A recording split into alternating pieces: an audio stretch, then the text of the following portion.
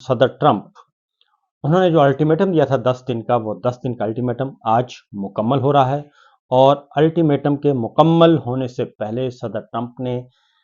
कुछ देर पहले 2 ट्वीट किए हैं। एक ट्वीट बहुत ही बदतमीज़ाना किस्म का, और उसमें गैर पार्लिमानी ज़ुबान इस्तेमाल की गई, धमकी दी गई कि ईरान को हम खाक का ढेर बना देंगे, उसके पावर प्लांट और सब कुछ तबाह कर देंगे, और उसके पुल और उसकी तामीरात तबाह कर देंगे, ये कहा गया। और दूसरा उन्होंने कहा कि अगर आबनाए हरमुज़ ना खुली और हमारे साथ कोई अच्छी डील ना की तो ईरान को हम जहन्नुम बना देंगे और पत्थर के ज़माने में ले जाएंगे। ये बातें उन्होंने मुसलसल की, लेकिन कल उनकी ज़ुबान जो है वो बहुत हार्श थी, नंबर 1। नंबर 2, उनके बाद कुछ ही देर के बाद उन्होंने फिर एक और ट्वीट किया, और उन्होंने कहा कि मंगल 8 बजे ईस्टर्न टाइम के मुताबिक, यानी कि उन्होंने वाज़ेह तौर पर टाइम बता दिया कि मंगल के रोज़ 8 बजे ईस्टर्न टाइम के मुताबिक हम ईरान को सबक सिखाएंगे और निशाना बनाएंगे। इससे पहले जो उन्होंने गैर पार्लिमानी गुफ्तगू की और जो ज़ुबान इस्तेमाल की, उस पर बहुत ज़्यादा लेदे हो रही है, और ख़ास तौर पे अमेरिका के अंदर भी। और अमेरिका के अंदर भी नाक़दीन जो हैं उनके अपने भी, वो भी इस पे तनकीद कर रहे हैं, और वो ट्रंप को ज़हनी मरीज़ करार दे रहे हैं, ज़हनी तौर पर गैर मुतवाज़न शख्स करार दे रहे हैं। और कांग्रेस से कहा है, बर्नी सैंडर ने, उन्होंने कहा है कि फिलफौर कांग्रेस को चाहिए कि वो इस सिलसिले में इक़दाम उठाए और सदर ट्रंप को, इस शख्स को रोके कि इस तरह की हरकत मत करे और अमेरिका को और दुनिया को एक बदअमनी की तरफ मत लेकर जाए। ये बर्नी सैंडर्स जो हैं वो भरपूर कर रहे हैं तनकीद भी, और उस लीड कर रहे हैं उस एहतजाज की भी, जो कि अमेरिका में भी जारी है। दूसरी जानिब एक सर्वे करवाया गया अमेरिका के अंदर कि ईरान में अगर फौजी कार्रवाई की जाती है, ट्रूप्स भेजे जाते हैं, ज़मीनी कार्रवाई की जाती है, तो ईरान के अमेरिका के अवाम क्या कहते हैं, तो 68% जो है उन्होंने इसकी मुखालफत की है, और अमेरिकी अवाम भी जंग नहीं चाहते, और वो भी अदम जंग के लिए कोशां हैं। और पूरे अमेरिका में एहतजाज भी हुआ है, और 2 दिन पिछले हफ्ते और इतवार को एहतजाज हुआ, जिसमें तकरीबन 10 मिलियन से ज़्यादा लोग शरीक हुए। तो ये तो है अमेरिका के अंदर की कार्रवाई। दूसरी जानिब यूरोप और नेटो भी अमेरिका के काबू नहीं आ रहे और अमेरिका को मुसलसल इनकार कर रहे हैं। सदर ट्रंप ये इतनी सख्त जुबान इस्तेमाल क्यों कर रहे हैं? पहली बात तो ये है, सिंपल सी बात है कि वजह यह है कि जो सोचा गया था वो नहीं हुआ। अमेरिका का नुकसान बहुत हो चुका है, जानी नुकसान, माली नुकसान, और इससे बढ़कर जो सबसे ज़्यादा नुकसान हुआ वो सदर ट्रंप की जो साख है वो बिल्कुल मजरूह हो गई है,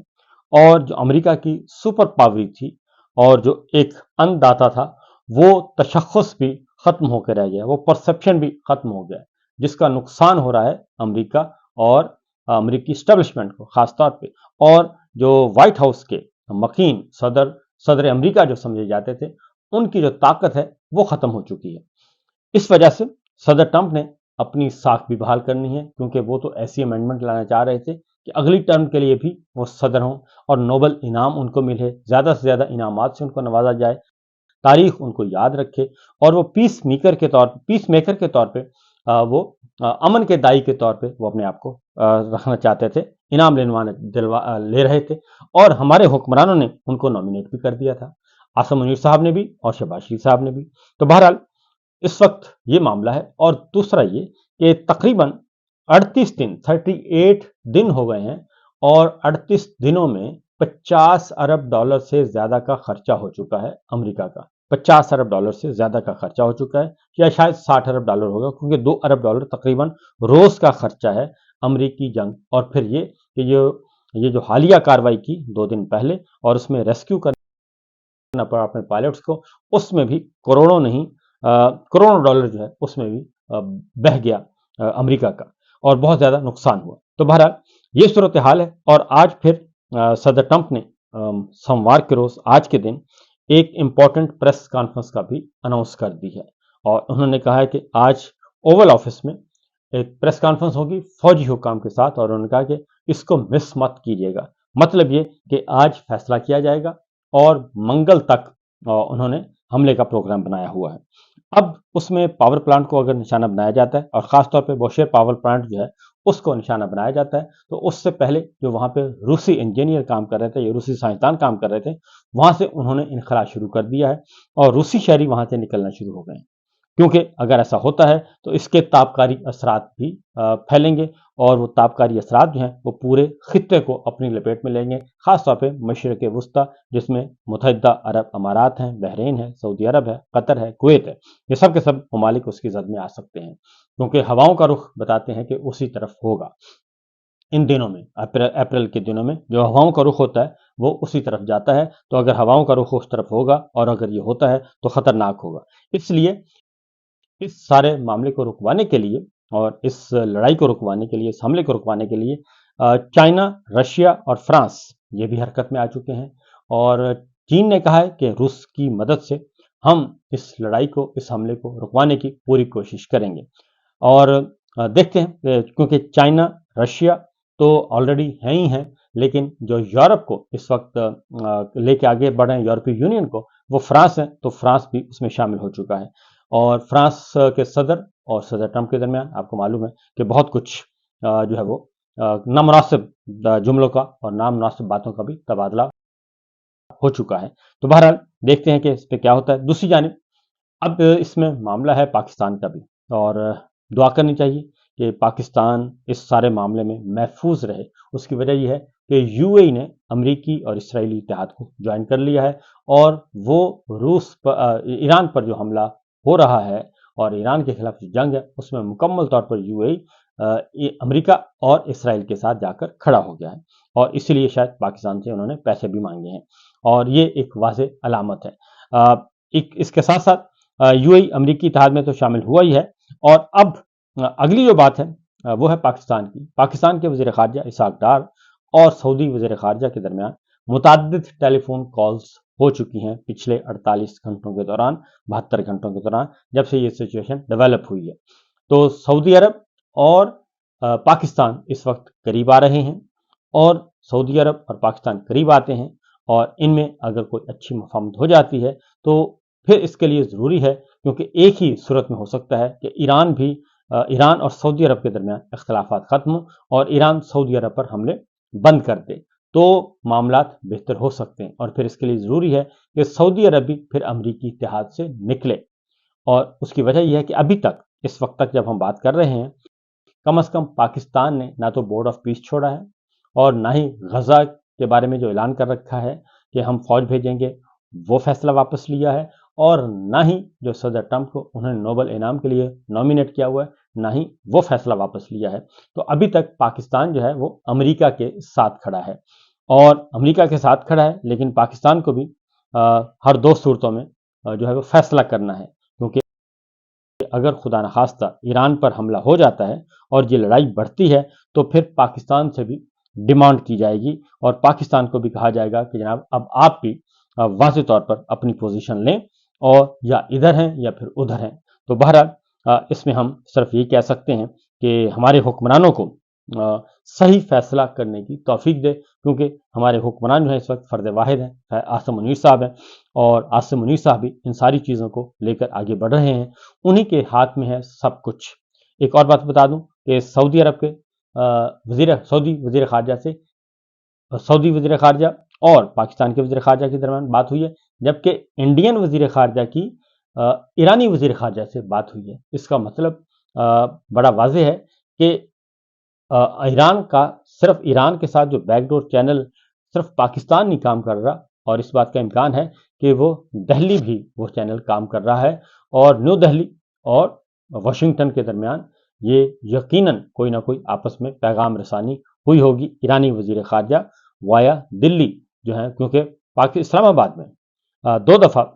ईरान के वज़ीर ख़ारजा आने से इनकार कर चुके हैं, क्योंकि दो दफ़ा ऐसा हुआ कि अमरीकी नायब सदर ने आना था, लेकिन ऐन वक्त पे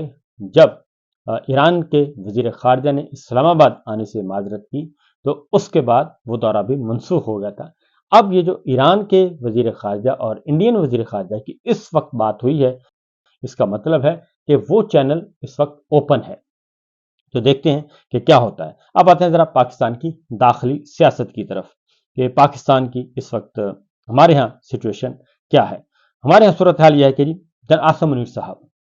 میں نے آپ کو بتایا کہ سب کچھ انہیں کے کنٹرول میں ہے، انہوں نے 2 سٹیٹمنٹس دی تھی۔ ایک تو 3 سال پہلے کہا تھا کہ 1 سال میں معیشت ٹھیک ہو جائے گی، مایوسی کی باتیں کفر ہیں، ایسا نہ کیا جائے۔ دوسرا انہوں نے ایک اور بات بھی کی تھی، اور انہوں نے کہا تھا کہ پاکستان جو ہے یہاں سے اب اونچی اڑان کی طرف جائے گا، فیلڈ مارشل آصم منیر صاحب نے کہا تھا۔ اور دونوں باتیں ابھی تک پوری نہیں ہو سکی، بلکہ نہ صرف پوری نہیں ہو سکی، پاکستان مسلسل زوال پذیر ہے، پاکستان کی معیشت، پاکستان ہر طرح کے بحرانوں میں گرا ہوا ہے، اور اس میں کسی قسم کی کہیں سے بھی کوئی اچھی خبر نہیں ہے، اور خاص طور پہ معیشت کے حوالے سے تو بہت ہی جاندار پوزیشن تھی آصم منیر صاحب کی۔ اور یہ جو موجودہ وزیر خارجہ ہیں یہ بھی یہ جو موجودہ وزیر خزانہ ہیں یہ بھی ہماری ملٹری لیڈرشپ کے ہی لائے ہوئے ہیں، کیونکہ یہ نگراں حکومت میں تھے تو وہیں سے ان کو کہا گیا کہ آپ کنٹینیو کریں، اور وہیں سے ان کو سینڈر بنوایا گیا، اور پھر سب سے یہ غیر ملکی تھے، اور پھر ان کی جو ہے غیر ملکی شہریت تھی، ان کی پاکستان کی شہریت ان کے پاس نہیں تھی، پھر ان کو پاکستانی شہریت بھی دلوائی گئی، اور یہ کابینہ کے پہلے اجلاس میں فیصلہ ہوا تھا، شہباز کابینہ کے فیصلے میں اجلاس میں، جو کہ الیکشن چور پارلیمان اس وقت موجود ہے۔ تو یہاں تک معاملہ پہنچا ہوا ہے۔ تو اب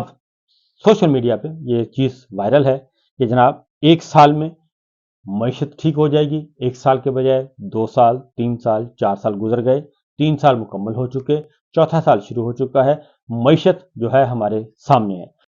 دوسری جانب کہا گیا تھا کہ پاکستان اب اونچی اڑان کی طرف جائے گا، تو پاکستان اونچی اڑان کی طرف، غربت میں اونچی اڑان ہے، مہنگائی میں اونچی اڑان ہے، بے روزگاری میں اونچی اڑان ہے، کاروبار کی تباہی میں اونچی اڑان ہے، سرمایہ کاری زیرو اونچی اڑان ہے، دہشت گردی میں نمبر 1 اونچی اڑان ہے، اور الیکشن چوری میں نمبر 1 اونچی اڑان ہے، پیٹرولیم کی قیمتیں دنیا بھر میں نمبر 1 اونچی اڑان ہے۔ یہ تو اونچی اڑان ہے، اس کے علاوہ تو کوئی ہمیں اونچی اڑان نظر نہیں آ رہی۔ اور ابھی جو پیٹرولیم مصنوعات بڑھی ہیں، اس کے بعد جو تیل، چینی، آئل، گیس، بجلی، دودھ، دالیں، سبزیاں، فروٹ، ان کی جو قیمتوں میں اضافہ ہونا ہے، 150 روپے فی کلو کا کہا جا رہا ہے اضافہ ہوگا، آٹا مہنگا ہوگا، چینی مہنگی ہوگی، ہر چیز اشیاء خرد و نوش، عام استعمال کی چیزیں ہیں، عام گھروں کی ضرورت ہے، وہ مہنگی ہو رہی ہیں، اور اس میں تو ہم اونچی اڑان میں چل رہے ہیں۔ تو اس اونچی اڑان کا کیا فائدہ ہوگا پاکستان کے عوام کو؟ تو پاکستان کی عوام کو نہیں، اشرافیہ کو فائدہ پہنچا ہے، ہماری پولیٹیکل اشرافیہ، ہماری ملٹری اشرافیہ، ہماری جوڈیشری اشرافیہ، ان کو فائدہ پہنچا ہے۔ اور پھر یو اے میں بات کی جا رہی ہے جی، یو اے میں پاکستانیوں کے 100 ارب ڈالر سے زیادہ کے اثاثہ جات ہیں، اور جن میں زیادہ تر، ظاہر ہے یو اے میں کس کے اثاثے ہوں گے، بیرون ملک اثاثے کن کے ہوتے ہیں؟ حکمرانوں کے ہوتے ہیں، حکمرانوں کے خاندانوں کے ہوتے ہیں، ان سے جڑے ہوئے فرنٹ مین جو ان کے ہوتے ہیں، بڑے بڑے کاروباری لوگوں کے ہوتے ہیں، اور عدلیہ کی اشرافیہ جو ہے ان کے ہوتے ہیں، پولیس، ہماری بیوروکریسی، ہماری فوج، ہمارے سیاستدان، ان کو ہوتے ہیں، اور پھر اب اس میں کچھ صحافی بھی شامل ہو چکے ہیں، وہ بھی اشرافیہ میں شامل ہیں۔ تو ان کے زیادہ سے زیادہ اثاثے ہیں جی، تو ان کے اثاثے بھی ہیں، کاروبار بھی ہیں، کیونکہ زیادہ تر پاکستان سے ٹیکسوں سے بچنے کے لیے بھی، اور پاکستان سے جو مال بنایا جاتا ہے وہ باہر انویسٹ کیا جاتا ہے، پراپرٹیز لے لی جاتی ہیں، کاروبار شروع کر دیے جاتے ہیں، بینک اکاؤنٹس ہو جاتے ہیں، تو پیسہ باہر پہنچ جاتا ہے۔ تو اس میں ریٹائرڈ جرنیل بھی شامل ہیں، حاضر سروس بھی ہوں گے کچھ نہ کچھ، ان کے عزیز و اقارب ہوں گے اگر وہ نہیں ہوں گے، اسی طریقے سے ججز، ایک جج کا نام لیا جا رہا ہے، اور انہوں نے کوئی نئی پراپرٹی خریدی ہے دبئی میں، وہ بھی پوچھ رہے ہیں، آج کل حال حوال پوچھ رہے ہیں کہ کیا بنے گا ان کی پراپرٹی کا۔ تو بہرحال یہ سب کچھ ہے۔ تو میرا خیال ہے کہ یا تو یو اے کی گورنمنٹ کو چاہیے کہ پاکستان کو چاہیے کہ انہیں کہیں کہ جناب ہمارے پاس یہ جو 4 ارب ڈالر مانگ رہے ہیں آپ، 4 ارب ڈالر، یہ وہی پراپرٹی ضبط کر لیں تو زیادہ اچھی بات ہے، یا پھر پاکستان جو ہے وہ ایسا قانون بنا لے کہ وہ ساری کی ساری پراپرٹیز پاکستان میں لے آئیں، سارا سرمایہ پاکستان میں لے آئیں، کوئی ایمنسٹی دے دے گورنمنٹ،